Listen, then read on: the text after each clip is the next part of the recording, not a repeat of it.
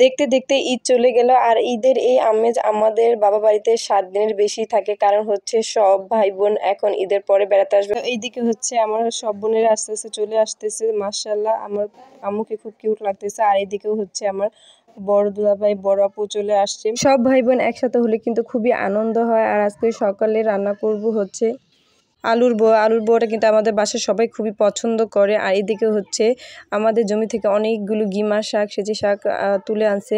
আপু বলছিল যে একটু শাক খেতে ইচ্ছে করে, তাই ভাবলাম গিমা শাকগুলি যেটা এত সুন্দর হয়েছে তাই কিছু তুলে নিয়ে আসি। এই শাকগুলো আপনাদের অঞ্চলে কে কী নামে চিনেন অবশ্যই কমেন্টসে জানাবার। এইদিকে হচ্ছে আমাদের সকালে রান্না হয়ে গেছে আলুর বড়া, আর এইদিকে ভর্তা বানানো হয়ে গেছে। আর আজকে হচ্ছে আমাদের নিজের হাতে বানানো চাপা ভর্তা, কালিজিরা ভর্তা, সিচি পাতা ভর্তা আর হচ্ছে শুকনো মরিচের ভর্তা। তো সব ভর্তা বানানো শেষ। এদিকে হচ্ছে বাচ্চারা খেতে বসে গেছে, ওরা খুবই আনন্দ সহকারে সব ভাই বোন মিলে কিন্তু সকালে নাস্তা করছে। আমরা যেমন সব ভাই বোন মিলে খুবই আনন্দ করি একসাথে হলে, ওরাও কিন্তু সব কাজিনরা একসাথে হলে খুবই আনন্দ করে। আর এইদিকে হচ্ছে সব ভাই বোন মিলে খোয়ার থেকে হাঁসের বাচ্চাগুলো বের করতেছে। আর হাঁসের বাচ্চার জন্য কিন্তু নতুন একটা খোয়ার বানানো হয়েছে। আর এটা হচ্ছে পুরো মশারি দিয়ে সুন্দর করে চারিদিকে বেড়া দিয়ে তারপর হচ্ছে বানানো হচ্ছে। সারাদিন এই খোয়ারের মধ্যে থাকলে ওরা ছোট হয়ে থাকে, বড় হতে চায় না। আর এর জন্য বড় জায়গাতে এই মশারিটা সুন্দর করে বেড়া দিয়ে তারপর হচ্ছে ওদের থাকার জন্য একটা খোয়ারের মতন বানিয়ে দিয়েছি। আর এদিকে হচ্ছে সকাল সকাল চিংড়ি মাছ কেনা হয়েছে বাসায় অনেকগুলো। তো চিংড়ি মাছ কিন্তু কালারিং হওয়াতে খুবই সুন্দর লেগেছে। আমি এই প্রথম কালারিং চিংড়ি দেখলাম। আর এদিকে চিংড়ি মাছ রাখার পরে আমি আর আমার ভাগ্নি চলে গেলাম আমাদের গাছের আরেকটা কলার ঘাড়া কাটতে। আর আমাদের এই রমজান মাসে কিন্তু 3টা কলার ঘাড়া কাটা হয়েছে, আর আজকে একটা কলার ঘাড়া কাটা হবে।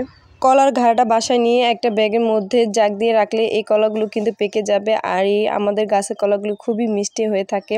আর নিজের গাছের কলা, এখানে কিন্তু কোনো রকম ফরমালিন দেওয়া হয় না, তাই কিন্তু এটার স্বাদও খুবই মিষ্টি হয়, বা এটা খেতেও খুবই আমাদের শরীরের জন্য উপকার।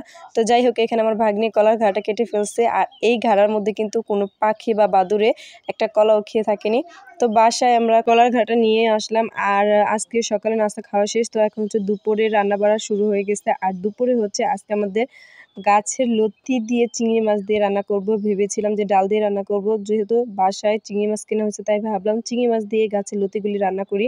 আর আমাদের লতিগুলি কিন্তু বেশ বড় বড় হয়েছে আর মোটো হয়েছে। তো মাশাআল্লাহ এই কচু গাছগুলি কিন্তু অনেক বড় হয়েছে। তো দেখেন কতগুলি লতি হয়েছে আমাদের গাছে। আর তো গাছের লতি দিয়ে চিংড়ি মাছ দিয়ে রান্না করলে কিন্তু সেই স্বাদ হবে। তো রান্নাটা দেখেন কি সুন্দর লোভনীয় লাগছে, আর খেতেও কিন্তু ভীষণ মজা হয়েছিল। আর আমাদের গাছের লতিগুলো এত নরম হয়েছে কি বলবো, খেতে অসাধারণ লেগেছিল চিংড়ি মাছ দিয়ে লতি। বাসায় যেহেতু সব ভাই বোনই আমরা আসছি, তাই তো আমাদের খুব পছন্দের খাবারগুলি রান্না করার চেষ্টা করতেছে। আর এইদিকে হচ্ছে আমার আম্মু আমাদের সবসময় যে খাবারটা বেশি খাওয়াতো, এই ইলিশ মাছ দিয়ে সুন্দর করে পেঁয়াজ দিয়ে তারপর হচ্ছে দু পেঁয়াজ করে এত সুন্দর করে রান্না করতো, আমি সঠিক জানি না। তারপর হচ্ছে এটা হয়তো ইলিশ মাছের কুরমাই বলা যায়। অনেক সময় আম্মু দেখতাম এখানে দুধ দিয়েও রান্না করতো এই ইলিশ মাছের কুরমাটা। তো যাই হোক, আজকে হচ্ছে আমাদের পেঁয়াজ দিয়ে সুন্দর করে ইলিশ মাছের কুরমাটা রান্না করছে। আর আমি তো রান্না হওয়ার পরই ঝটপট করে খেতে চলে আসলাম এই ইলিশ মাছের কুরমা দিয়ে। আর বিকেলে হচ্ছে আমাদের এখানে বড়ই আচার তৈরি করতেছিল। বড়ি আচারটা কিন্তু খেতে খুবই মজার হয়েছিল। এদিকে হচ্ছে আমরা সব ভাগ্নে ভাগ্নে আর আমি একটু টেস্ট করতেছিলাম বড়ি আচারটা খেয়ে। আর আজকে বিকেলে হচ্ছে আমার বড় ভাই আর ভাবি বাসায় আসছে। এটা হচ্ছে আমার খালাতো ভাই বলা যায় না, আমার বড় ভাই, যেহেতু আমার বড় ভাই নেই, আমার বড় খালাতো ভাইকে আমরা বড় ভাই বলি। তো ভাইয়া আসছিল আম্মুকে দেখতে। আম্মু যেহেতু অসুস্থ, ভাইও কিছুদিন আগে খুবই অসুস্থ ছিল। সবাই আমার ভাইয়ার জন্য দোয়া করবেন। আজকের ভিডিওটা এই পর্যন্তই, দেখা হবে পরবর্তী ভিডিওতে। সবাই ভালো থাকবেন, আল্লাহ হাফেজ।